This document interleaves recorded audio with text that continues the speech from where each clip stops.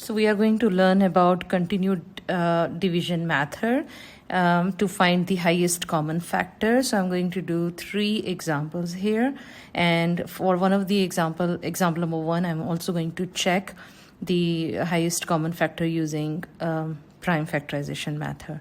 So I'm going to start with example number 1, which is to find the highest common factor of 513 and 783 using continued division method. So the steps which you need to do is you will choose the greater number as a dividend. So in this case, this is the greater number, so this will be dividend, and then this number, which is the smaller one, so the greater number will be dividend, smaller number is going to be your divisor.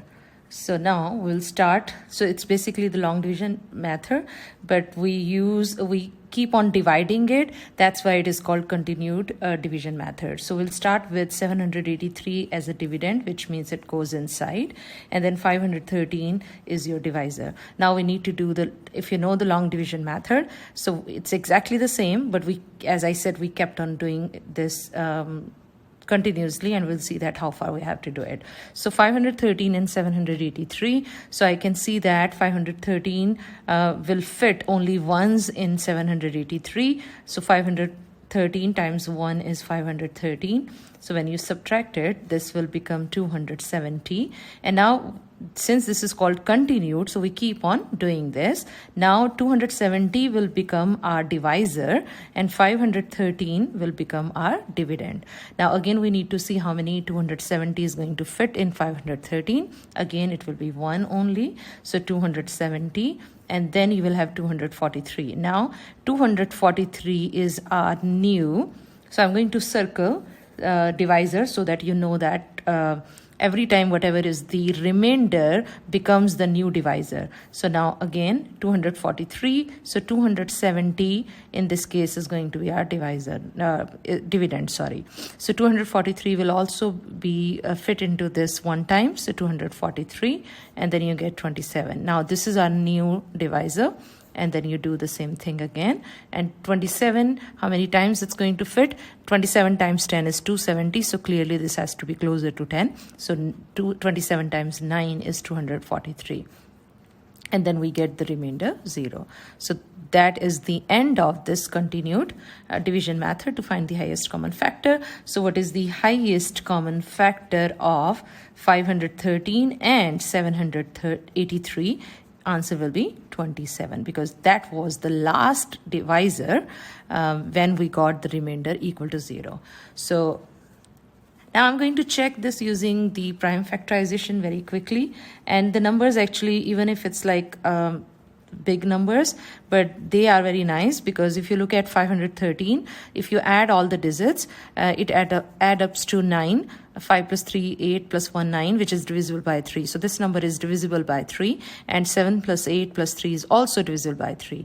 So yeah, the prime factorization is going to be easier in this case as well. So 513, since it's odd, it's divisible by 3. So 3 will start with 3. So this is 171, and then 3, 57, and then you have 3 as 19. So this becomes 3 times 3 times 3 times 19.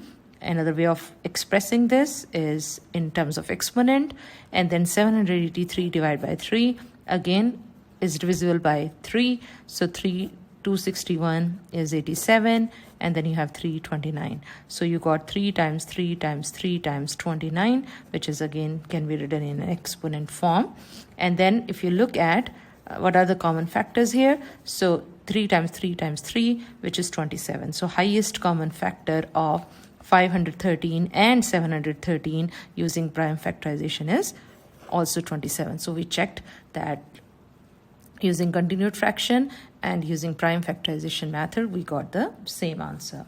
So I'm going to do second example, which is 216 and 1176, again using continued division method. So now this is the greater number, so this will become your dividend, and then divisor is 216. So we need to see how many 216 is going to fit in 1176. So 200, and if I multiply by 5, it should give me closer to this number. So 5 which means this is 1080. You can do that calculation. So then when you subtract it, this will be 96, and then you have 216. 96 becomes your new divisor, and so this is 2, so 192, and then you get 24, which is 196, and then 24 times 4 is 196, and remainder is 0, which means the highest common factor of 216 and 1176 is 24. So this is your final answer. Okay, so now we are going to move to the third example.